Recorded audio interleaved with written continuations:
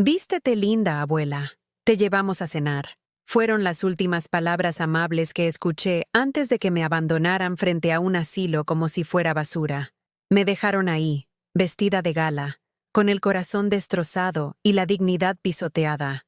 Hoy, voy a contarte algo que nunca pensé que contaría. ¿Y si tú, por un segundo, sientes que esto te suena familiar? Solo te pido que dejes un like y te suscribas. Me ayudará a continuar desahogándome. Me llamo Esperanza Mendoza. Tengo 76 años, y hasta hace poco, creía que el amor de familia era lo único que me quedaba en este mundo tan frío. Vivía en mi pequeño departamento en la colonia Roma Norte, en Ciudad de México, rodeada de fotografías amarillentas que contaban la historia de una mujer que dio todo por los suyos. Cada mañana despertaba con el sonido del metro que pasaba a lo lejos, mezclándose con el aroma del café de olla que preparaba en mi vieja cafetera de peltre, la misma que usé durante 40 años para darles desayuno a mis hijos antes de que se fueran al colegio. Mis manos, llenas de manchas de la edad y venas marcadas, temblaban ligeramente al servir el café en la taza de cerámica azul que mi difunto esposo Roberto me regaló en nuestro primer aniversario. Mi rutina era simple pero cargada de recuerdos dolorosos. Todas las tardes esperaba una llamada que casi nunca llegaba. Me sentaba en mi sillón de terciopelo verde, el único mueble que quedaba de cuando mi casa estaba llena de risas y voces, y miraba el teléfono como si fuera a cobrar vida por arte de magia. A veces sonaba, pero era el banco, algún vendedor, o la vecina doña Carmen preguntando si necesitaba algo del mercado. Había días en que caminaba hasta el Parque México solo para ver familias compartiendo la merienda dominical. Me sentaba en una banca, fingiendo leer el periódico, pero en realidad observaba a los abuelos que jugaban con sus nietos, que recibían abrazos espontáneos, que eran incluidos en las conversaciones. Yo regresaba a casa con el corazón más pesado, preguntándome qué había hecho mal para merecer tanta indiferencia. Ese sábado de octubre comenzó igual que todos los demás. El aire olía a lluvia y a tortillas recién hechas del puesto de la esquina. Yo estaba en la cocina, reorganizando por quinta vez los pocos platos que me quedaban, cuando escuché las llaves en la cerradura. Mi corazón se aceleró. Era mi nuera Patricia, con su sonrisa perfecta y su bolsa de marca que yo le había comprado el año pasado con mis ahorros. «Suegrita linda», me dijo con esa voz melosa que usaba cuando necesitaba algo. «¿Cómo está mi abuelita favorita?» Detrás de ella venía mi hijo Álvaro, mi primogénito, el niño que lloró en mis brazos cuando se lastimó la rodilla a los 5 años, el joven que me prometió que siempre me cuidaría cuando su padre murió. Ahora era un hombre de 43 años con trajes caros y una mirada fría que no reconocía como la de mi hijo. «Mamá», dijo sin besarme la mejilla como hacía antes, «necesitamos hablar contigo». Patricia se acomodó en mi sofá como si fuera la dueña del lugar, cruzó las piernas enfundadas en medias costosas y me miró con esa expresión que había aprendido a temer. Era la misma que ponía cuando me explicaba por qué necesitaba que le prestara dinero solo por esta vez. «Esperanza», comenzó, usando mi nombre en lugar de suegra o abuelita, una señal de que algo malo venía. «Hemos estado pensando en ti. Álvaro y yo estamos preocupados porque te vemos muy sola aquí. Este departamento es muy grande para ti sola, y además, en este barrio ya no es seguro para una mujer de tu edad». Mis manos comenzaron a sudar. Conocía ese tono. Era el mismo que había usado cuando me convenció de vender mi casa en Coyoacán, la casa donde crié a mis 3 hijos, donde Roberto y yo compartimos 30 años de matrimonio, donde cada pared guardaba un recuerdo sagrado. «No me siento sola», mentí, porque la verdad era demasiado dolorosa para admitir incluso ante mí misma. «Tengo a doña Carmen, voy al mercado, camino por el parque». Álvaro suspiró con impaciencia, como si mis palabras fueran las de una niña caprichosa. «Mamá, seamos realistas. El otro día doña Carmen nos contó que te vio hablando sola en el patio. Eso no es normal. Estaba recordando a tu padre», susurré, sintiendo cómo las lágrimas comenzaban a formar un nudo en mi garganta. Le contaba sobre los nietos, sobre cómo están creciendo. Patricia y Álvaro intercambiaron una mirada que no supe interpretar en ese momento. pero que ahora entiendo perfectamente. Era la mirada de dos buitres decidiendo cuándo atacar a su presa. Por eso mismo, suegrita, continuó Patricia con falsa dulzura, necesitas estar rodeada de gente de tu edad, con actividades, con cuidado médico profesional. Ya no tienes que cargar con la responsabilidad de cuidarte sola. Pero yo me cuido bien, protesté débilmente. Tomo mis medicinas, como bien, mantengo la casa limpia. Mamá, Álvaro se acercó y puso su mano sobre la mía. Por un momento, sentí el calor del niño que una vez fue. Solo queremos lo mejor para ti. Hemos encontrado un lugar hermoso, con jardines, con otras señoras como tú. Vas a hacer amigas, vas a tener actividades. La palabra lugar resonó en mi cabeza como una campana de funeral. No dijeron casa, no dijeron hogar, dijeron lugar. ¿De qué lugar hablan?, pregunté, aunque ya empezaba a entender la cruel realidad. Patricia sonrió, pero sus ojos permanecían fríos como el mármol. Es una residencia preciosa en las afueras de la ciudad. Muy tranquila, muy limpia. Fuimos a verla la semana pasada y es perfecta para ti. Fueron a verla la semana pasada, sin consultarme, sin incluirme. Habían planeado deshacerse de mí como quien planea deshacerse de un mueble viejo. No quiero ir a ninguna residencia, dije con la poca firmeza que me quedaba. Esta es mi casa. Aquí están mis cosas, mis recuerdos.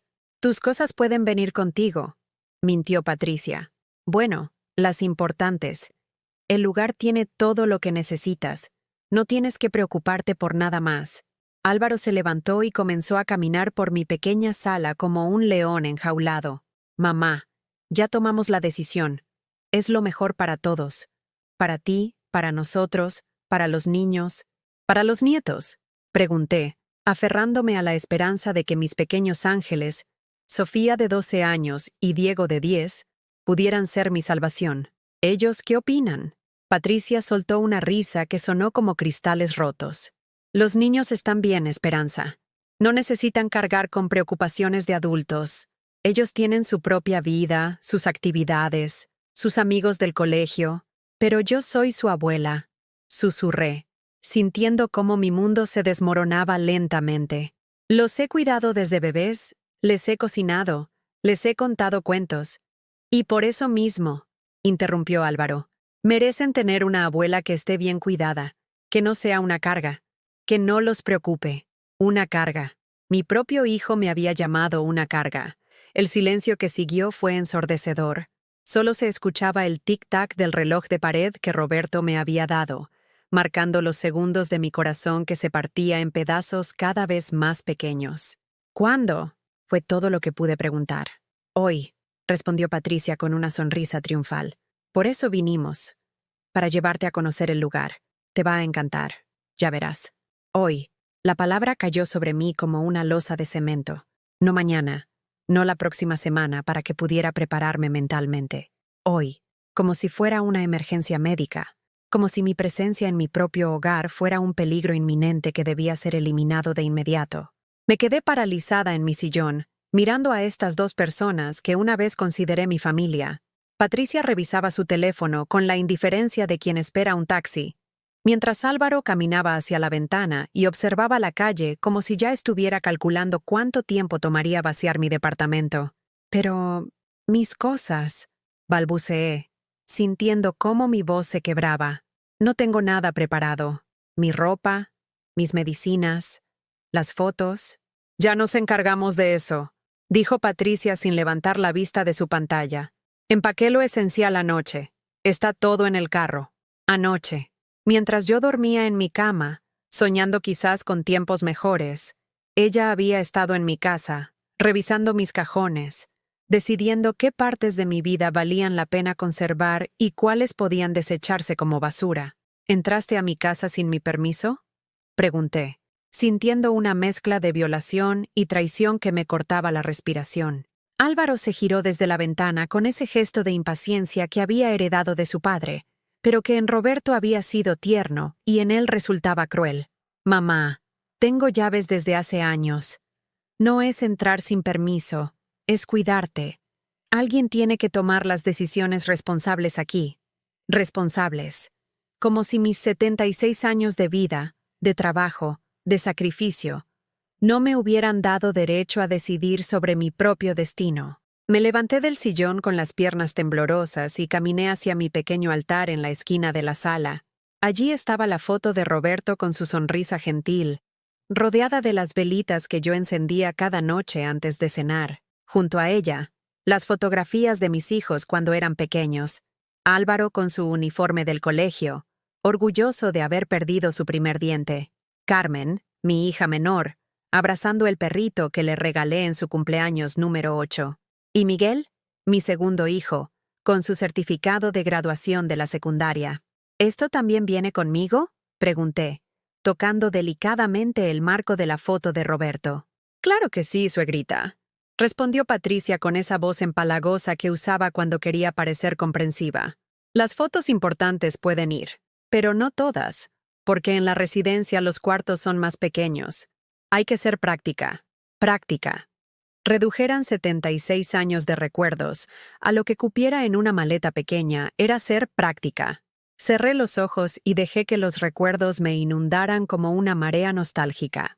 Recordé cuando Álvaro tenía 25 años y vino a mi casa llorando porque había perdido su primer trabajo. Se tiró en este mismo sofá, con la cabeza en mi regazo, mientras yo le acariciaba el cabello y le aseguraba que todo iba a estar bien. Mamá, me había dicho entonces, nunca te voy a fallar. Siempre voy a cuidarte como tú me has cuidado a mí. Había vendido mi anillo de compromiso, el único objeto de valor que me quedaba de Roberto, para pagarle un curso de computación que le ayudara a conseguir un mejor empleo. Nunca me lo pagó, nunca me lo agradeció después de conseguir el trabajo en el banco. Recordé cuando Patricia llegó a nuestras vidas, embarazada de Sofía, y sin un peso en el bolsillo. Yo trabajaba doble turno en la fábrica textil para ayudarles con los gastos del bebé. Mis manos se llenaron de callos y mis pies se hincharon de tanto estar de pie, pero veía a mi futura nuera llorar de preocupación y no podía hacer otra cosa que ayudar. Esperanza, me había dicho una noche mientras le daba de comer a Sofía recién nacida. No sé qué habríamos hecho sin ti. Eres un ángel que ahora sobraba en sus vidas perfectamente organizadas. Recordé los años siguientes, las noches en vela cuando los niños tenían fiebre, y Patricia no podía levantarse, porque tenía que trabajar al día siguiente. Las tardes enteras cuidando a Diego mientras ellos salían, solo por unas horas, que se convertían en días enteros. Las cenas de Navidad que yo cocinaba completamente sola, mientras Patricia se quejaba de que la comida estaba muy condimentada para su gusto. «Álvaro», dije girándome hacia mi hijo, «¿te acuerdas cuando vendí mi casa de Coyoacán?» Su rostro se endureció. Sabía exactamente por qué se la recordaba. «Mamá, eso fue hace 5 años. ¿Por qué sacas eso ahora?» «Porque quiero recordarte por qué la vendí», continué, sintiendo como una fuerza extraña comenzaba a crecer en mi pecho. «La vendí porque tú y Patricia necesitaban dinero para el enganche de su casa nueva, porque sus hijos, mis nietos, merecían crecer en un barrio mejor». Patricia dejó de mirar su teléfono por primera vez desde que había llegado. Sus ojos brillaron con algo que podría haber sido vergüenza, pero que probablemente era solo molestia. «Eso fue un préstamo», murmuró. «Un préstamo». La palabra salió de mi boca como una carcajada amarga. ¿Un préstamo de 800,000 pesos que nunca me han pagado ni un centavo? Álvaro se acercó a mí con las manos extendidas, como si estuviera tratando de calmar a una loca. «Mamá, ya hablamos de eso. El dinero está invertido en la casa. Es patrimonio familiar. Algún día todo va a ser para los nietos. Patrimonio familiar», repetí lentamente. «¿Y yo qué soy entonces? ¿No soy familia?» «Por supuesto que eres familia», dijo Patricia levantándose del sofá. «Por eso queremos que estés bien cuidada. Por eso encontramos esta residencia tan bonita». Caminé hacia la cocina, donde sobre la mesa estaba el sobre con los recibos que pagaba religiosamente cada mes. El recibo de la luz, el del gas, el del teléfono, el del supermercado donde compraba la comida que después compartía con ellos cada domingo cuando venían de visita. «¿Saben cuánto gasto al mes en esta casa?», pregunté, tomando los papeles con manos temblorosas. «Mamá, no empieces con los números ahora. suspiró Álvaro. 3.500 pesos al mes. Continué ignorándolo. Entre servicios, comida, medicinas. ¿Saben cuánto es mi pensión? Silencio. 4.200 pesos al mes. ¿Saben con qué vivo los últimos días de cada mes? Más silencio. Con el dinero que me dan por cuidar a la niña de doña Carmen los martes y jueves. 50 pesos por día. Una mujer de 76 años cuidando a una niña de 3 años para poder comprar sus medicinas para la presión. Patricia se removió incómoda en su lugar.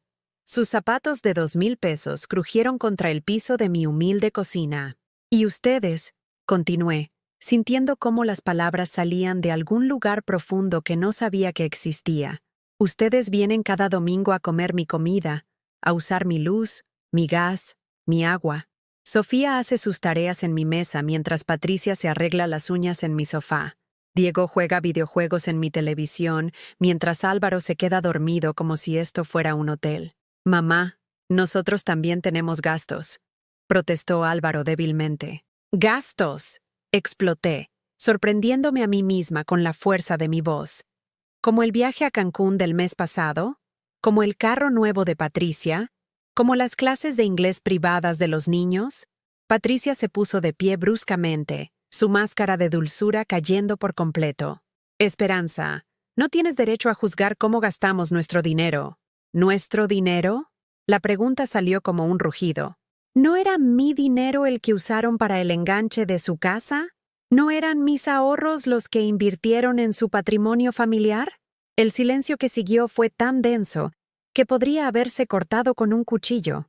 Por primera vez en años, había dicho la verdad sin disculpas, sin suavizar las palabras, sin preocuparme por herir sentimientos que claramente no existían. Álvaro miró su reloj con gesto impaciente. Mamá, se está haciendo tarde. La residencia nos está esperando para hacer el papeleo. Y así, con la frialdad de quien programa una cita médica, mi hijo acababa de confirmar que mi destino ya estaba sellado. No importaban mis palabras, mis recuerdos, mis sentimientos. Yo era un trámite más en su agenda del sábado. Vístete linda, Esperanza, dijo Patricia con una sonrisa que no llegaba a sus ojos maquillados con precisión quirúrgica. Esta noche te llevamos a cenar. A un sitio especial, tranquilo, muy de tu estilo. La mentira salió de sus labios con la facilidad de quien ha practicado el engaño hasta convertirlo en arte. Yo la miré desde el marco de la puerta de mi habitación, aún procesando la crueldad de lo que acababa de escuchar. Después de destrozarme con sus palabras, después de reducir mi vida a números y trámites, ahora pretendían llevarme a cenar como si fuéramos una familia normal. ¿A cenar?, pregunté, confundida. Pero si acabas de decir que me van a llevar a la residencia. Álvaro intercambió una mirada con Patricia, una de esas comunicaciones silenciosas que tienen las parejas que han compartido demasiadas mentiras juntas. Mamá, dijo mi hijo con una paciencia forzada que me heló la sangre, primero vamos a cenar, como una despedida familiar. Después te llevamos a conocer tu nuevo hogar. ¿No te parece bonito? Bonito. La palabra sonaba obscena en su boca. Patricia se acercó a mí y puso sus manos sobre mis hombros con una familiaridad que me repugnó.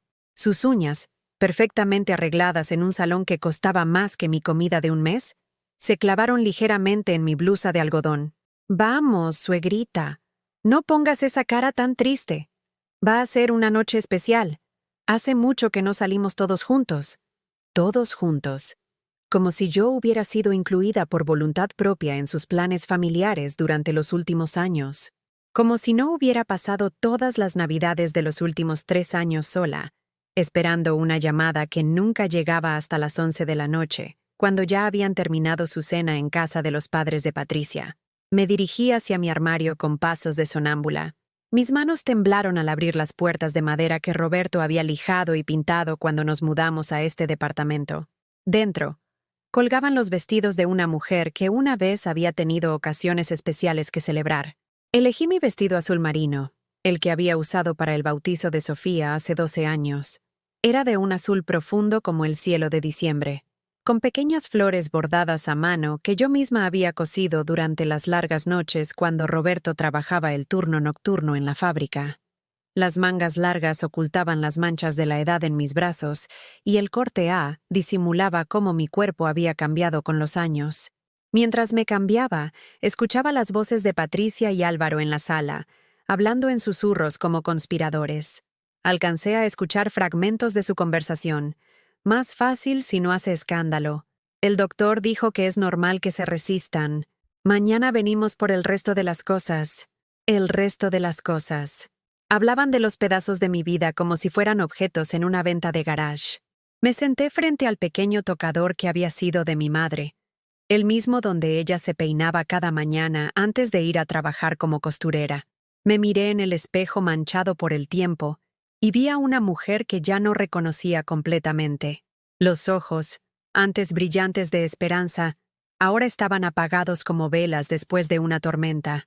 Las arrugas alrededor de mi boca, que antes se habían formado de tanto sonreír, ahora parecían surcos de tristeza. Me apliqué un poco del lápiz labial que guardaba para ocasiones especiales, un tono rosa pálido que Roberto decía que me hacía ver como una rosa de primavera. Mis manos temblaron tanto que tuve que intentarlo 3 veces para no salirme de los bordes de mis labios. Me peiné con el cepillo de cerdas naturales que había sido mi compañero fiel durante más de 40 años. Cada pasada por mi cabello gris plateado era como una caricia de despedida a la mujer que había sido. Me hice un recogido sencillo, fijándolo con las horquillas que Patricia me había regalado el Día de las Madres anterior, probablemente compradas en el último momento en alguna tienda del aeropuerto. Cuando salí de la habitación, Patricia aplaudió con una alegría que sonaba como vidrios rotos. ¡Ay, qué elegante se ve mi suegrita! Como toda una dama. Álvaro asintió distraídamente, más preocupado por revisar su teléfono que por mirar a su madre vestida para lo que él sabía sería su última cena en libertad. ¿Están listos los nietos?, pregunté, buscando desesperadamente algún rayo de luz en esta oscuridad. Patricia y Álvaro intercambiaron otra de sus miradas cómplices. «Los niños están en casa de mi mamá», respondió Patricia con demasiada naturalidad. «Tienen tarea que hacer. Y ya sabes cómo es Sofía con sus estudios. No queríamos interrumpir su rutina. Mentira. Todo era mentira. Mis nietos, que habían sido criados con mis canciones de cuna y mis cuentos antes de dormir, ni siquiera sabían que esta noche su abuela sería desterrada de sus vidas como un criminal. ¿Ni siquiera van a despedirse?», pregunté, sintiendo cómo mi voz se quebraba como papel mojado. «Esperanza». La voz de Patricia se endureció ligeramente. «Los niños no necesitan cargar con este tipo de drama emocional. Es mejor así. Más limpio para todos. Limpio. Como si mis sentimientos fueran suciedad que había que limpiar para mantener la pureza de sus vidas perfectas». Bajamos al estacionamiento del edificio en un silencio pesado como lápida de mármol. El carro de Álvaro, un sedán plateado que había comprado con el préstamo que le di hace 2 años, brillaba bajo las luces del estacionamiento. En el asiento trasero vi una maleta que reconocí como una que había usado para mi luna de miel con Roberto hace más de 50 años. ¿Esa es mi maleta?, pregunté, señalando la valija de cuero gastado que guardaba en el closet del cuarto de huéspedes. «Sí», respondió Patricia sin inmutarse. «Empaqué lo necesario. Ropa interior, medicinas, algunas fotos, tu rosario». Había hecho inventario de mi vida íntima sin mi permiso. Había tocado mi ropa interior. Había elegido cuáles de mis medicinas eran necesarias. Había decidido cuáles de mis fotografías merecían acompañarme al exilio. Subí al asiento trasero del carro sintiendo como si fuera una prisionera siendo trasladada. Patricia se sentó adelante, ajustando el espejo retrovisor para retocarse el maquillaje, mientras Álvaro encendía el motor con la eficiencia de quien ejecuta un plan cuidadosamente preparado. «¿A dónde vamos a cenar?», pregunté, aferrándome a la ilusión de que tal vez, solo tal vez, algo de esto fuera real. «Es una sorpresa», respondió Álvaro, mirándome por el espejo retrovisor con ojos que una vez habían estado llenos de amor filial, y ahora me observaban con la frialdad de un extraño. Salimos de la colonia Roma Norte, pasando por las calles que conocía de memoria. La taquería donde Roberto y yo celebramos nuestro primer aniversario, cerrada ahora y convertida en una tienda de celulares. La farmacia donde compré las medicinas de Roberto durante su última enfermedad. Ahora con un letrero de "se renta". El parque donde llevé a mis hijos a jugar cuando eran pequeños, ahora rodeado de edificios nuevos que bloqueaban el sol de la tarde. Todo había cambiado, pero yo me había quedado atrapada en recuerdos que aparentemente solo me pertenecían a mí. El trayecto se alargó más de lo esperado. Dejamos atrás el centro de la ciudad, pasamos las colonias que conocía, y nos adentramos en carreteras que nunca había recorrido. Los edificios se volvieron escasos, reemplazados por terrenos baldíos y construcciones dispersas. ¿El restaurante está muy lejos?, pregunté, empezando a sentir una inquietud que me erizaba la piel. «Es un lugar especial», murmuró Patricia sin voltear a mirarme. «Tranquilo, alejado del ruido de la ciudad. Perfecto para una conversación íntima». Una conversación íntima.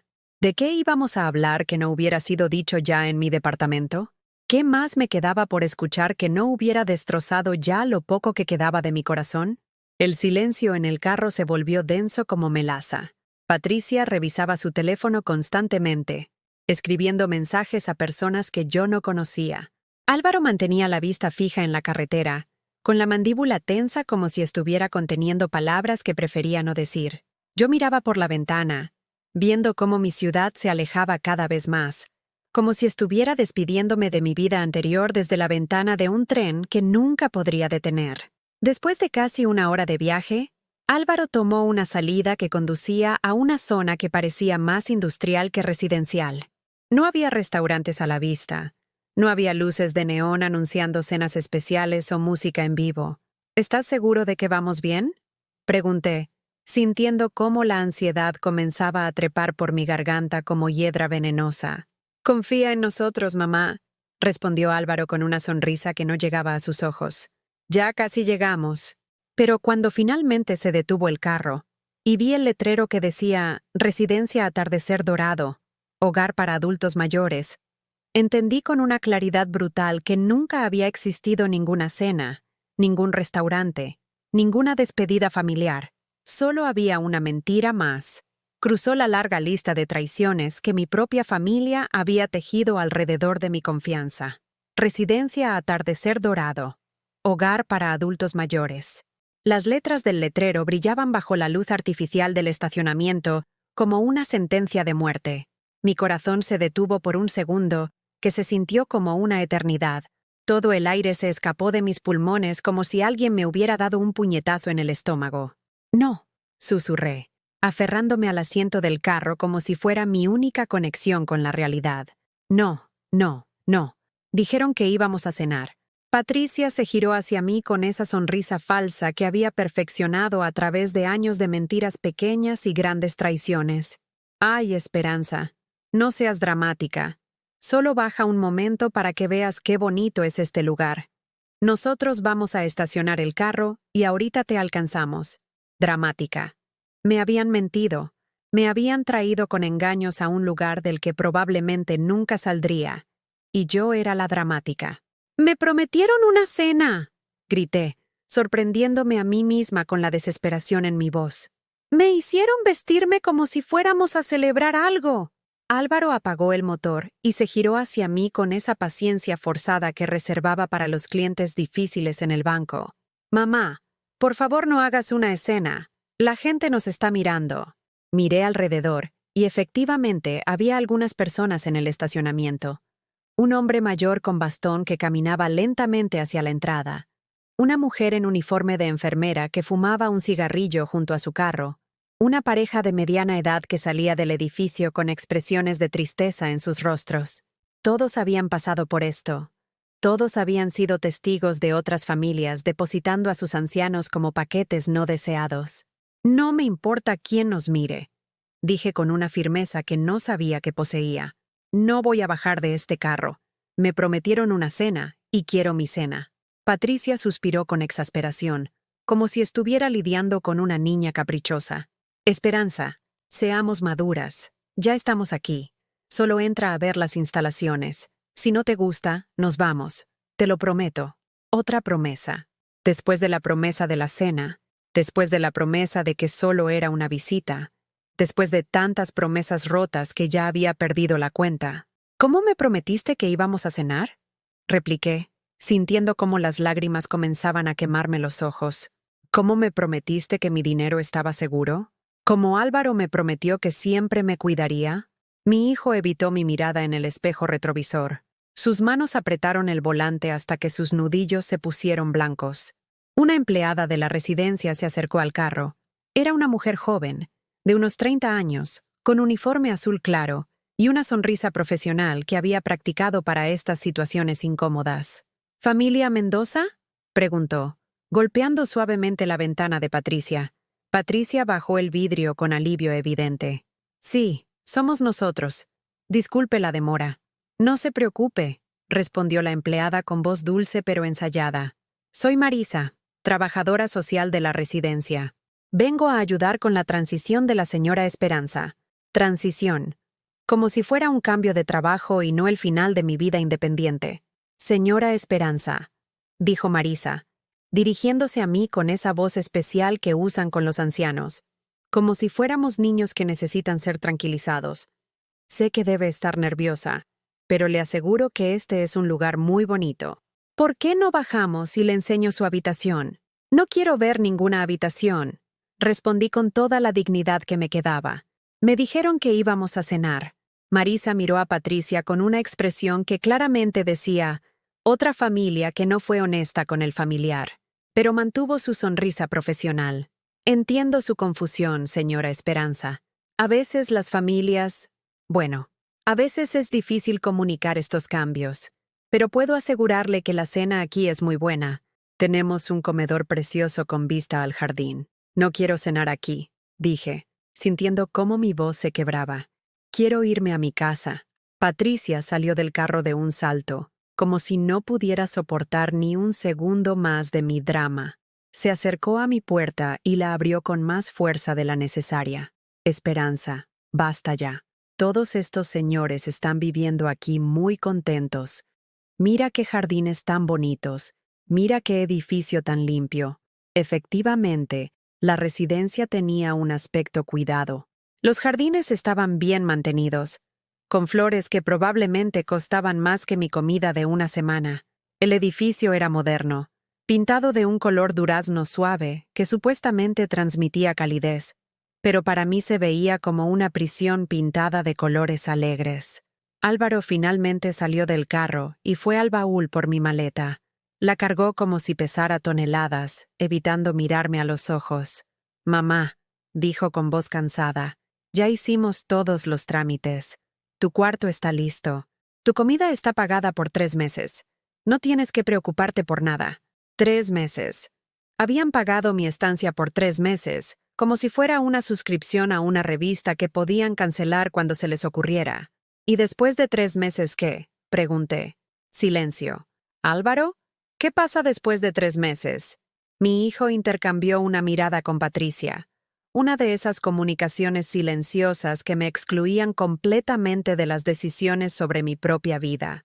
Ya veremos, mamá. Depende de cómo te adaptes. Adaptación.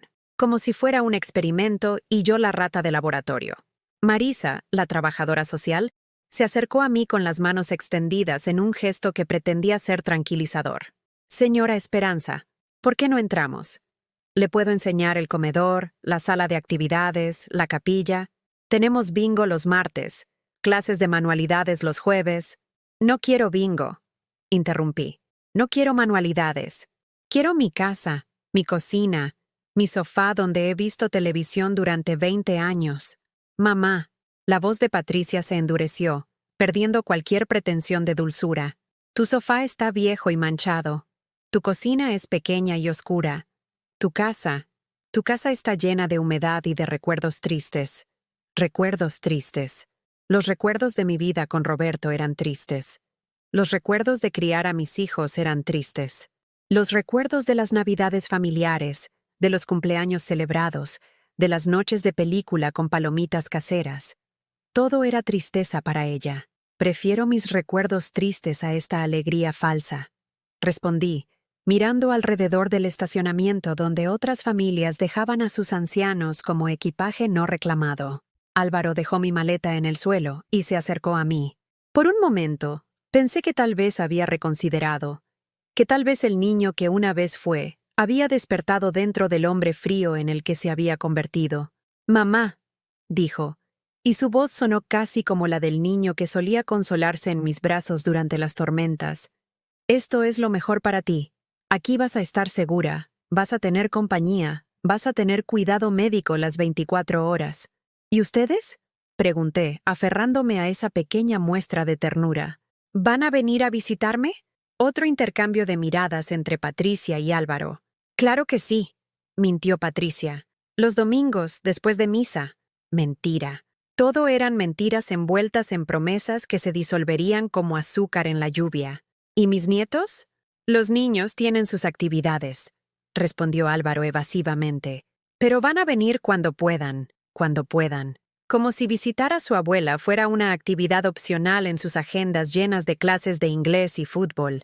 Marisa, que había estado esperando pacientemente el desarrollo de este drama familiar, finalmente intervino con autoridad profesional.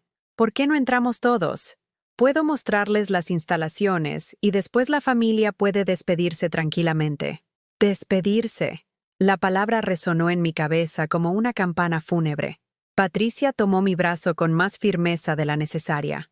«Vamos, Esperanza. No hagas esto más difícil de lo que ya es». «¿Difícil para quién?», me pregunté. ¿Para ellos, que se deshacían de una responsabilidad? ¿O para mí, que perdía todo lo que me quedaba en la vida?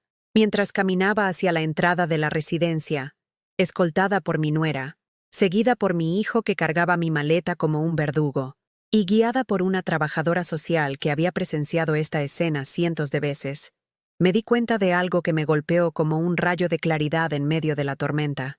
Ellos habían planeado esto durante semanas, quizás meses.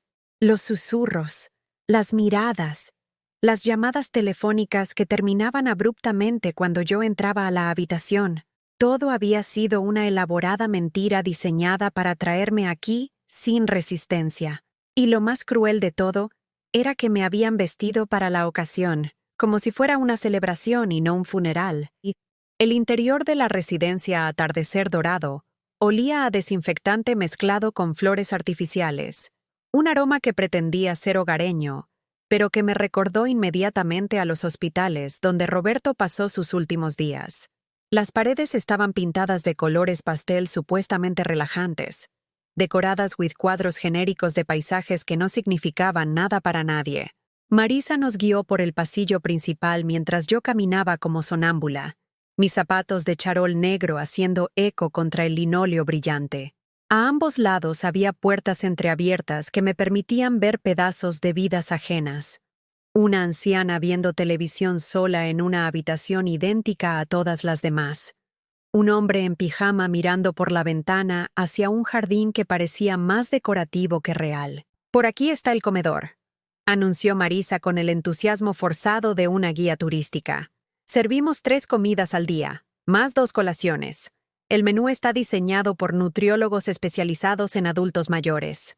Pasamos junto a un salón grande, donde varias personas ancianas estaban sentadas alrededor de mesas redondas, algunas jugando dominó, otras simplemente mirando al vacío, con esa expresión ausente que yo había visto en los ojos de mi padre antes de morir. Una televisión enorme mostraba una telenovela que nadie parecía estar viendo realmente. «¿Y si no me gusta la comida?», pregunté, aferrándome a cualquier detalle que pudiera darme algún control sobre mi situación.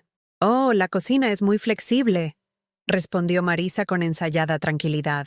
«Podemos acomodar casi cualquier restricción dietética o preferencia personal». Restricciones dietéticas.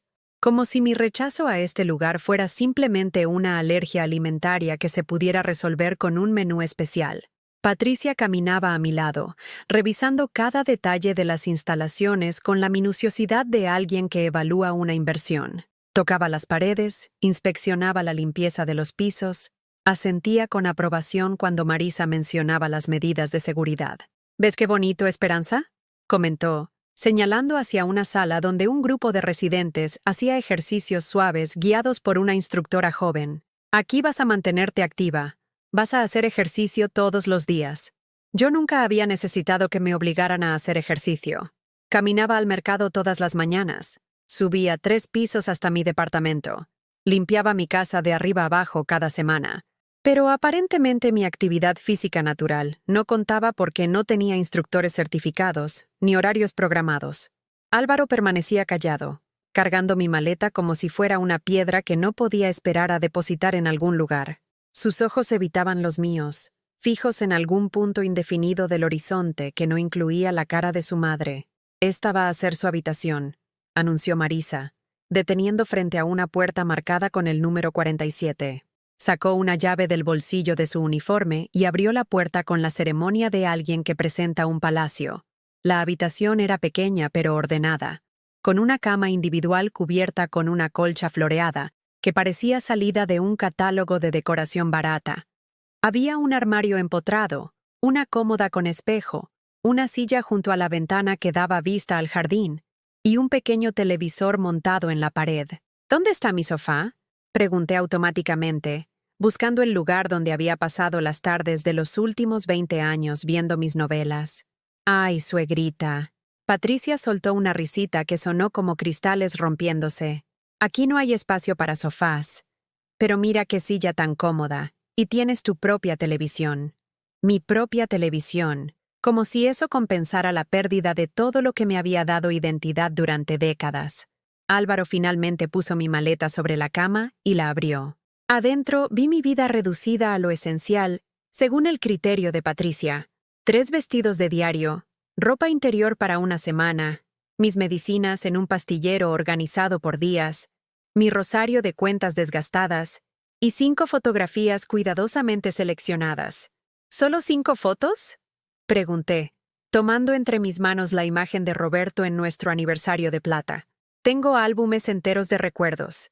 Esperanza, seamos prácticas, respondió Patricia mientras sacaba mi ropa y la colgaba en el armario como si fuera la dueña de mi nueva vida. Mucha decoración hace que los cuartos se vean abarrotados. Así está perfecto, minimalista y ordenado. Minimalista. Mi vida entera reducida a la filosofía decorativa de una mujer que nunca había tenido que desprenderse de nada importante. Marisa llenó algunos formularios mientras Patricia organizaba mis pertenencias con eficiencia militar. Álvaro firmó papeles que yo ni siquiera pude leer, autorizando tratamientos médicos y decisiones sobre mi cuidado como si yo fuera una menor de edad. ¿No tengo que firmar yo también?, pregunté, viendo cómo mi hijo autorizaba aspectos de mi vida sin consultarme. Usted puede firmar después, cuando se sienta más cómoda, respondió Marisa con esa voz especial que reservan para los ancianos confundidos. Por ahora, con la autorización de su hijo, es suficiente. Mi hijo tenía poder sobre mi vida. A los 76 años, yo había vuelto a ser una menor de edad que necesitaba que otros tomaran decisiones por mí. Bueno, dijo Patricia, cerrando el armario con satisfacción evidente. Ya está todo listo. Esperanza, tienes ropa para varios días. Tus medicinas organizadas, tus fotos favoritas. ¿Ya se van?, pregunté, sintiendo cómo el pánico comenzaba a subirme por la garganta. Patricia miró su reloj, un modelo caro que yo le había regalado en su último cumpleaños. Se está haciendo tarde, suegrita. Los niños nos están esperando para cenar. Los niños. Mis nietos estaban esperando para cenar mientras yo era depositada en un lugar donde cenaría sola por primera vez en 76 años. ¿No pueden quedarse a cenar conmigo?, supliqué, odiándome a mí misma por la desesperación en mi voz. Es mi primera noche. Solo esta vez. Álvaro finalmente me miró, y por un momento vi un destello del niño que una vez fue. Pero Patricia le puso la mano en el brazo, y el momento se desvaneció como humo. Mamá, tienes que empezar a hacer tu nueva vida. Si nos quedamos, va a ser más difícil para ti adaptarte. Adaptarte. Esa palabra otra vez, como si yo fuera un animal salvaje que necesitaba ser domesticado para la vida en cautiverio. Además, añadió Patricia, Marisa nos dijo que los primeros días es mejor que la familia mantenga distancia para que el proceso de adaptación sea más rápido. ¿Marisa había dicho eso? Miré a la trabajadora social, que asintió con expresión comprensiva pero profesional. Es cierto, señora Esperanza. La experiencia nos ha enseñado que las despedidas prolongadas pueden hacer más difícil la transición. Transición, proceso de adaptación. Todas estas palabras técnicas para describir el momento en que una madre era abandonada por sus hijos como equipaje no deseado. Patricia se acercó y me dio un beso en la mejilla, rápido y frío como el saludo a una conocida lejana. Nos vemos pronto, suegrita. Pórtate bien y haz amigos. Pórtate bien, como si fuera una niña en su primer día de escuela. Álvaro se acercó más lentamente. Por un segundo pensé que tal vez me abrazaría, que tal vez recordaría las miles de veces que yo lo había consolado cuando se sentía solo o asustado. En lugar de eso, me dio un apretón rígido en el hombro. Mamá, esto es lo mejor. ¿Ya lo verás? Y se fueron. Caminaron por el pasillo sin voltear atrás, sus pasos resonando contra el linóleo hasta que el sonido se desvaneció completamente. Marisa se quedó conmigo unos minutos más, explicándome los horarios de comida, las actividades disponibles, la ubicación de los baños y la estación de enfermeras. Si necesita algo durante la noche, solo presione este botón, dijo, mostrándome un dispositivo conectado a la pared junto a mi cama. Siempre hay alguien de guardia. Cuando finalmente se fue, cerré la puerta de la habitación número 47 y me senté en la silla junto a la ventana. Afuera, en el estacionamiento, vi el carro plateado de Álvaro alejándose hacia la carretera que llevaba de vuelta a la ciudad, llevándose con él los últimos pedazos de la ilusión de que yo importaba en sus vidas. Me quedé allí sentada hasta que el sol se puso completamente, viendo cómo las luces del estacionamiento se encendían automáticamente, iluminando el lugar donde mis hijos me habían dejado como se deja un paquete en una oficina de correos. Esa noche, por primera vez en 76 años, cené completamente sola. La comida era nutritiva y bien preparada, servida en bandejas de plástico con compartimentos separados para cada alimento. Había otras personas en el comedor, pero yo me senté en una mesa junto a la ventana, mirando hacia el jardín donde las luces de seguridad creaban sombras extrañas entre los arbustos. Nadie me preguntó cómo estaba. Nadie se interesó en conocer mi historia. Era simplemente otra anciana más entre tantas otras, una nueva residente que había llegado con una maleta pequeña y sin familia visible. Cuando regresé a mi habitación, me puse el camisón que Patricia había empacado y me acosté en la cama individual que sería mi mundo a partir de ahora. Las sábanas olían a detergente industrial, no al suavizante de lavanda que yo había usado durante décadas. Cerré los ojos y traté de imaginar que estaba en mi propio departamento, en mi propia cama, con los sonidos familiares de mi vecindario filtrándose por las ventanas. Pero el silencio de la residencia era diferente, pesado y artificial, interrumpido solo por el ruido ocasional de pasos en el pasillo o el llanto ahogado de alguien en una habitación cercana. Fue entonces cuando entendí la magnitud de lo que había perdido. No solo mi casa, no solo mi independencia. Había perdido mi identidad como parte de una familia, mi papel como madre y abuela, mi lugar en el mundo. Me habían vestido para una cena que nunca existió, para una celebración que era en realidad un funeral. El funeral de Esperanza Mendoza, la mujer que había dado todo por amor y había recibido traición a cambio. Los primeros días en la residencia Atardecer Dorado pasaron como una neblina densa y gris. Despertaba cada mañana esperando estar en mi propio departamento, esperando escuchar el ruido del metro a lo lejos y el aroma de mi café de olla. En lugar de eso, me recibían las paredes color durazno y el sonido del intercomunicador anunciando la hora del desayuno. Intenté llamar a Álvaro el tercer día. Marqué su número con dedos temblorosos desde el teléfono público del pasillo, contando las monedas que había guardado en mi bolsa como si fueran joyas preciosas. Sonó 4 veces antes de que Patricia contestara. ¿Bueno? Su voz sonaba impaciente, como si hubiera interrumpido algo importante. Patricia, soy yo, Esperanza. ¿Cómo están? ¿Cómo están los nietos? Un suspiro largo del otro lado de la línea. Ay, Esperanza, ya empiezas con eso. Apenas han pasado 3 días. Los niños están bien, ocupados con la escuela. ¿Puedo hablar con Álvaro? Está trabajando. Y cuando llega a casa está muy cansado. Esta adaptación ha sido muy estresante para toda la familia. Estresante para toda la familia. Yo estaba viviendo el desarraigo más brutal de mi vida, y la familia estaba estresada. ¿Cuándo van a venir a visitarme? Pregunté, odiando el tono suplicante de mi propia voz. Esperanza, ya hablamos de esto. Tienes que darle tiempo al proceso, hacer nuevos amigos, establecer rutinas. Si venimos muy pronto, va a ser contraproducente. Contraproducente. Mi presencia en la vida de mi familia había pasado de ser innecesaria a ser contraproducente. Solo quería escuchar la voz de mis nietos. Susurré. Los niños están haciendo tarea. Mira, tengo que colgar. Nos hablamos luego. La línea se cortó antes de que pudiera decir adiós. Me quedé parada junto al teléfono, sosteniendo el auricular como si fuera un cable que me conectara con una vida que ya no me pertenecía.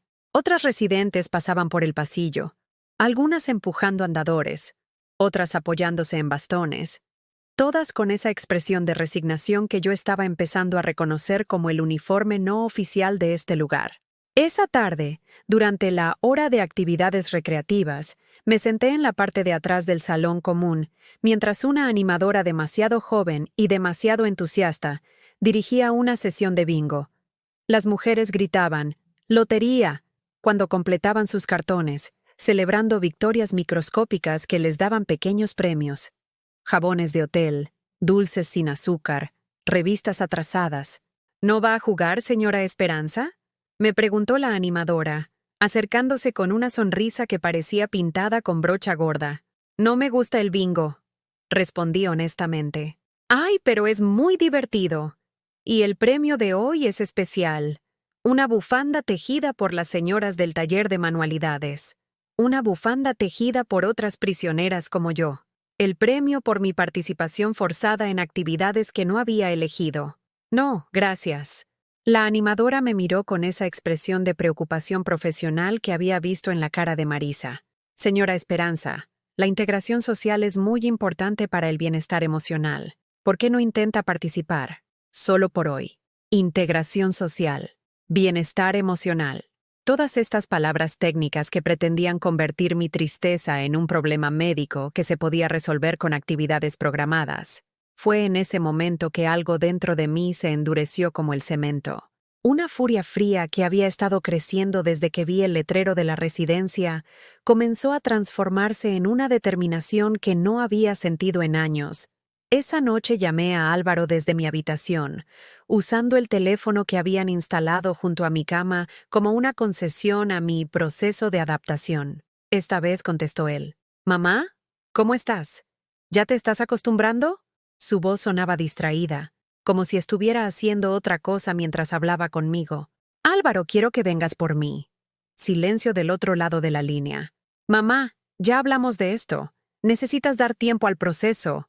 «¡No!», grité, sorprendiéndome a mí misma con la ferocidad en mi voz. «No quiero dar tiempo a nada. Quiero irme a mi casa. Mamá, por favor no grites. Los vecinos van a oír». Los vecinos.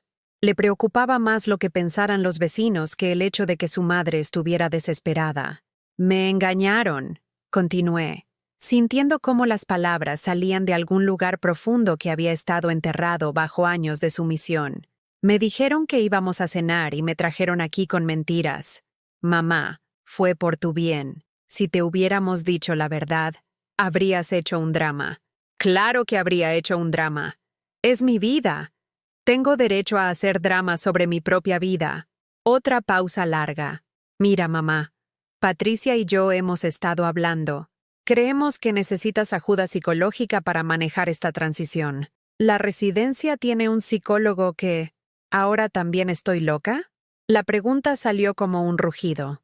«No estás loca, mamá, pero está siendo difícil para ti aceptar lo que es mejor para ti. Lo que es mejor para mí». Decidido por personas que no habían preguntado qué era lo que yo quería, lo que yo necesitaba, lo que yo sentía.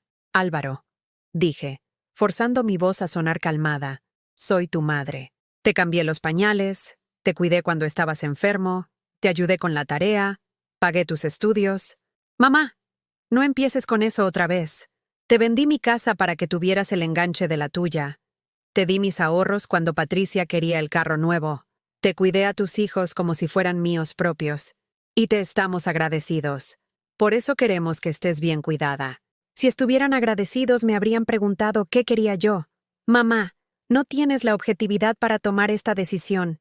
Estás demasiado emocional, demasiado emocional. Por supuesto que estaba emocional. Me habían arrancado de mi vida como si fuera una mala hierba. Álvaro, dije con una calma que no sabía que poseía. Quiero que vengas mañana por mí.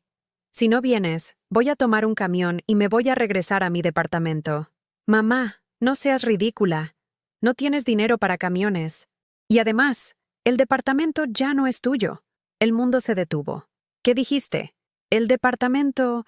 Patricia y yo pensamos que no tenía sentido mantenerlo vacío. Lo pusimos en venta la semana pasada. Mi departamento. Mi hogar. El lugar donde Roberto y yo habíamos sido felices. Donde había criado a mis hijos. Donde guardaba todos mis recuerdos. Estaba en venta. No pueden vender mi departamento sin mi autorización, susurré. Mamá, técnicamente el departamento está a mi nombre desde que vendiste la casa de Coyoacán. ¿No te acuerdas? Lo hicimos para simplificar los impuestos. No me acordaba. O mejor dicho, había confiado tanto en él que había firmado papeles sin leer, creyendo que mi hijo siempre velaría por mis intereses. ¿Y mis cosas? ¿Mis muebles? ¿Mis fotos? ¿Los platos de la abuela? Estamos guardando lo importante en una bodega. El resto, bueno, algunas cosas estaban muy viejas, mamá. No valía la pena conservarlas. Mis cosas. Los objetos que contaban la historia de mi vida, reducidos a cosas viejas que no valían la pena conservar. Colgué el teléfono sin decir adiós. Me senté en la orilla de mi cama individual, mirando las 5 fotografías que Patricia había considerado dignas de acompañarme al exilio. Roberto sonreía desde el marco dorado, pero su sonrisa ahora me parecía triste, como si supiera que no había podido protegerme desde su tumba. Esa noche no pude dormir. Caminé por mi habitación pequeña como un animal enjaulado, sintiendo cómo una rabia que había estado dormida durante años empezaba a desperezarse en mi pecho.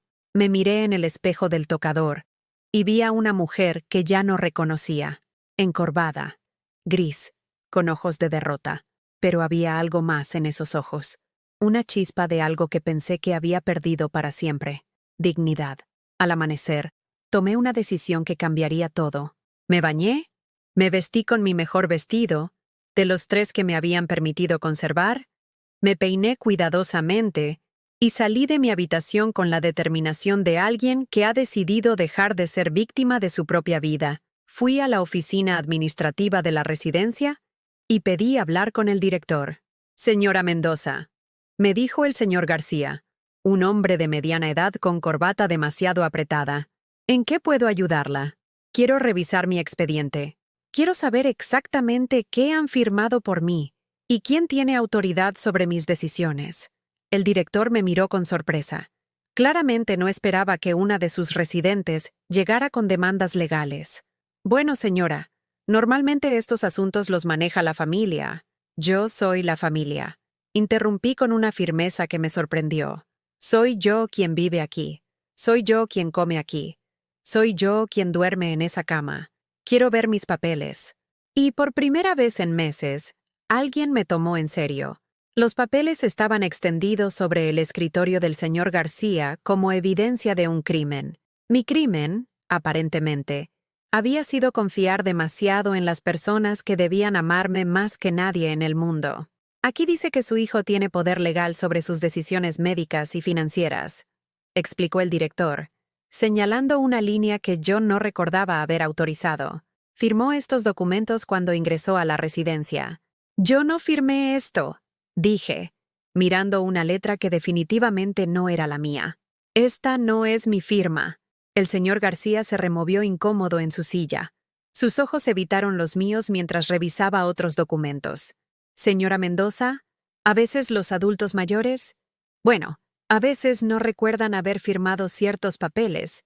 Es normal en situaciones de estrés. Adultos mayores. Esa categoría que me convertía automáticamente en alguien cuya palabra valía menos, cuya memoria era sospechosa, cuya capacidad de decisión estaba en duda permanente.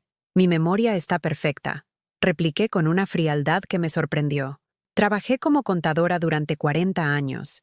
Sé leer contratos y sé reconocer mi propia firma. Esta no es mía. Tomé los documentos con manos que ya no temblaban y los examiné con la minuciosidad que había aprendido durante décadas de trabajo. Álvaro había falsificado mi firma. Mi propio hijo había cometido fraude para asegurar su control sobre mi vida. Quiero hacer una llamada, dije, levantándome de la silla con una dignidad que creía perdida para siempre. Por supuesto, señora. ¿Puede usar el teléfono de la recepción? No. Quiero hacer una llamada privada. Y quiero que me consiga el número de un abogado. La expresión del señor García cambió completamente. Ya no era el administrador paternal que manejaba a ancianos confundidos. Ahora estaba frente a una mujer que conocía sus derechos y estaba dispuesta a ejercerlos. Señora Mendoza, tal vez sería mejor si hablara primero con su familia. Mi familia es exactamente el problema, interrumpí. ¿Me va a ayudar o necesito buscar ayuda en otro lado? Una hora después estaba sentada en un pequeño café cerca de la residencia, frente a la licenciada Carmen Ruiz, una abogada especializada en derechos de adultos mayores, que había llegado con un maletín lleno de formularios legales y una expresión de indignación que rivalizaba con la mía. Señora Mendoza, me dijo después de revisar los documentos que había copiado, esto es abuso de ancianos. Su hijo no tenía derecho a firmar por usted, y definitivamente no tenía derecho a vender propiedades a su nombre sin su consentimiento explícito. Abuso de ancianos. Las palabras resonaron en mi cabeza como campanas de iglesia. Todo tenía nombre, todo tenía precedente legal, todo tenía solución. ¿Qué puedo hacer?, pregunté, sintiendo por primera vez en meses que había opciones en mi vida. Primero, vamos a revocar inmediatamente cualquier poder que haya otorgado. Segundo, vamos a investigar todas las transacciones financieras realizadas sin su consentimiento. Tercero, vamos a evaluar sus opciones de vivienda independiente. Vivienda independiente. Las palabras sonaron como música celestial. ¿Puedo irme de la residencia? Señora, usted puede irse cuando quiera. Es una persona adulta con plena capacidad mental. Nadie puede retenerla contra su voluntad. Esa tarde regresé a la residencia Atardecer Dorado, con papeles legales en mi bolsa y una fuerza en el pecho que no había sentido en años. Fui directamente a mi habitación y empaqué mis pocas pertenencias en la misma maleta con la que había llegado. Marisa, la trabajadora social, apareció en mi puerta con expresión preocupada. Señora Esperanza, ¿qué está haciendo? El señor García me dijo que tuvo una conversación alterada con él esta mañana. Alterada, repetí, cerrando mi maleta con un clic definitivo. Sí, estoy alterada. Estoy alterada porque mi hijo falsificó mi firma. Estoy alterada porque vendió mi departamento sin mi permiso. Estoy alterada porque me trajeron aquí con mentiras. Señora, entiendo su frustración, pero tal vez debería hablar con el psicólogo antes de tomar decisiones precipitadas. No necesito psicólogo, dije, mirándola directamente a los ojos. Necesito justicia.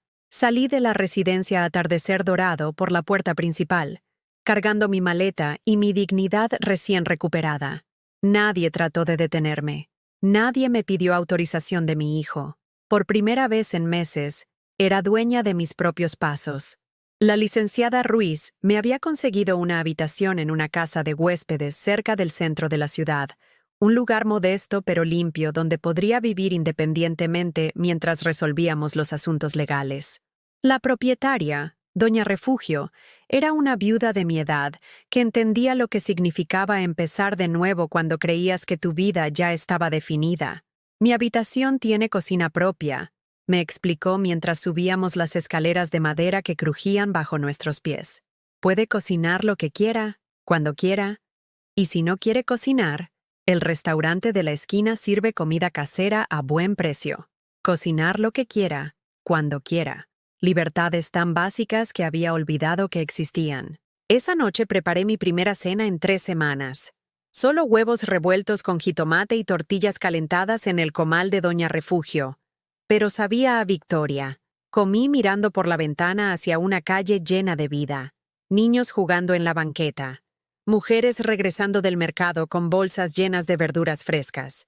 Hombres conversando en la puerta de la tienda de abarrotes. Vida real. No la vida programada y estéril de la residencia, sino el caos hermoso y real de gente viviendo sus propias decisiones. Al día siguiente, la licenciada Ruiz me llamó con noticias que me hicieron temblar de emoción. Señora Mendoza, logré rastrear las transacciones de su cuenta bancaria. Su hijo y su nuera han estado retirando dinero sistemáticamente durante los últimos 2 años. En total, han tomado más de 2 millones de pesos de sus ahorros. 2 millones de pesos. El dinero de la venta de mi casa, mis ahorros de toda una vida de trabajo, mi pensión acumulada. Todo había sido robado por las personas en las que más confiaba. ¿Puedo recuperarlo?, pregunté, aunque parte de mí ya sabía que el dinero probablemente estaba perdido para siempre. Podemos intentarlo, pero más importante, podemos asegurar que no toquen ni un peso más, y podemos hacer que enfrenten consecuencias legales por fraude y abuso de ancianos. Esa tarde, desde el teléfono de Doña Refugio, llamé a Álvaro. Patricia contestó, como siempre. ¿Esperanza? ¿Dónde estás? La residencia nos llamó diciendo que te fuiste sin avisar. Estamos muy preocupados. Preocupados. Ahora que su fuente de dinero había desaparecido, estaban preocupados. Estoy bien, respondí con una calma que me sorprendió. Estoy en un lugar donde puedo tomar mis propias decisiones. Esperanza, no seas ridícula. No puedes vivir sola. Eres una mujer mayor. Necesitas cuidados. Necesito respeto. La interrumpí. Y justicia. ¿Justicia? ¿De qué hablas? Hablo de las firmas falsificadas. Hablo de mi departamento vendido sin mi permiso.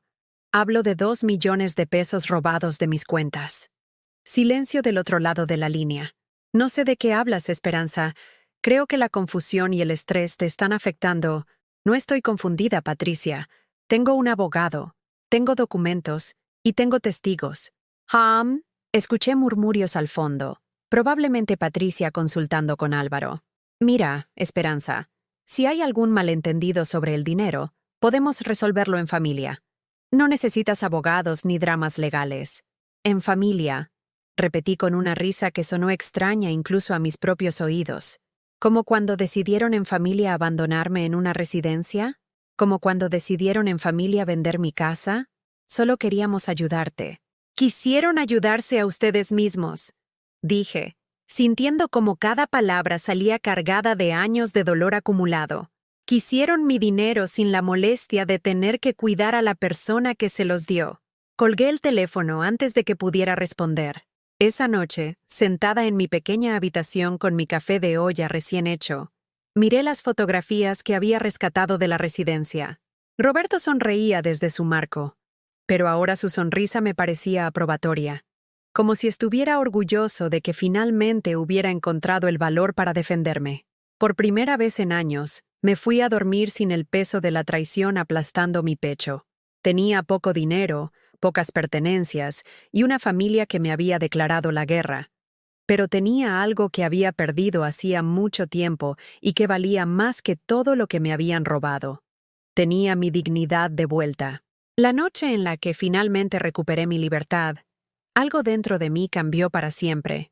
No fue un gran tribunal ni un estruendo mediático lo que marcó el final de aquella pesadilla, sino la sensación simple de abrir la puerta de la casa de huéspedes y caminar al aire fresco con la seguridad de que aquel paso era mío y solo mío. Cada bocanada de aire sabía a victoria, a renacimiento, a promesa de que ya no volvería a ser un peón en el juego de otros. A partir de ese momento, mis días dejaron de girar en torno a recados ajenos y llamadas vacías. Despertar sin el recuerdo de miradas frías ni promesas rotas fue un regalo que nunca imaginé merecer. Aprendí a saborear mi café de olla, esa lluvia de aroma y memoria, sin miedo a que alguien aprovechara mi ingenuidad para vender mi casa, para usurpar mi firma o para convertir mi vida en un trámite impersonal. Aprendí que, por más frágiles que parezcamos, conservamos un corazón capaz de latir con fuerza, un carácter que puede erguirse cuando ya no queda otra salida. Con la ayuda de la licenciada Ruiz, presenté la denuncia correspondiente. Mi hijo y mi nuera enfrentaron cargos por falsificación de documentos y apropiación indebida de bienes. Lejos de buscar venganza, yo deseaba que todo lo que habían arrancado de mis manos volviera a mí, que sus actos tuvieran un costo. para que ninguna otra persona mayor quedara a merced de familiares despiadados. En cada audiencia, narré mi historia con la voz firme de quien ha conocido el dolor y la traición, pero también con la serenidad de quien sabe que, a sus 76 años, todavía tiene mucha vida por delante. Las semanas posteriores estuvieron llenas de gestiones, cuentas bancarias que se reabrieron, escrituras que se rectificaron y un pintoresco departamento en Coyoacán que volvía a llevar mi nombre. Durante este proceso, descubrí una red de abogados, trabajadoras sociales y ancianos que habían pasado por historias similares. Me convertí en su voz, en su ejemplo de que no hay edad para alzar la voz y reclamar lo que nos pertenece. Fui invitada a charlas en centros comunitarios donde relaté mi experiencia, no para alimentar el rencor, sino para sembrar conciencia, que el abuso de ancianos es un delito solapado por la solemnidad familiar, que, muchas veces, la peor forma de violencia es la indiferencia disfrazada de preocupación. Con el tiempo, entendí que mi soledad no era un castigo, sino una oportunidad. Me inscribí en un taller de cerámica donde moldear barro se convirtió en metáfora de mi propia resiliencia. Dar forma a algo nuevo a partir de la materia más cruda. Allí conocí a doña Luisa, que había quedado viuda hacía un par de años, y encontraba consuelo en las texturas, y a don Ramón, quien tras jubilarse se sintió tan perdido que creía no tener nada más que aportar al mundo. Con ellos compartí risas, anécdotas y la certeza de que la tercera edad podía ser una estación de crecimiento, no de decrepitud. Mis nietos tardaron en visitar, pero una tarde llegaron con timidez, como auténticos exploradores que regresan a un territorio desconocido. Sofía, con 12 años, me abrazó y me dijo que la abuela siempre había sido su heroína, aunque no lo supiera hasta entonces. Diego, de 10, me preguntó si le enseñaría a hacer tortillas en el comal, y si podía contarme otra vez la historia de cómo su abuelo Roberto convirtió nuestra cocina en un reino de amor y risas. Esa escena borró para siempre la imagen de nietos distraídos y sobradas promesas de «pronto iremos a verte». Cuando por fin me senté con ellos, comprendí que mi lugar junto a mi familia no dependía de la cercanía física, sino del espacio que yo misma decidiera reservar en sus corazones. Con mis hijos, la historia fue más compleja. No hubo reconciliación inmediata, y quizá nunca recupere la confianza absoluta, pero aprendí a soltar la expectativa de un abrazo fácil. Comprendí que cada quien debe recorrer su propio camino de culpa y perdón. Les escribí una carta, sencilla y directa, relatando mis sentimientos sin reproches, solo afirmando mis límites y mi deseo de respeto mutuo. Les ofrecí la posibilidad de reconstruir nuestra relación, pero sin presiones. Fue un ejercicio de amor propio.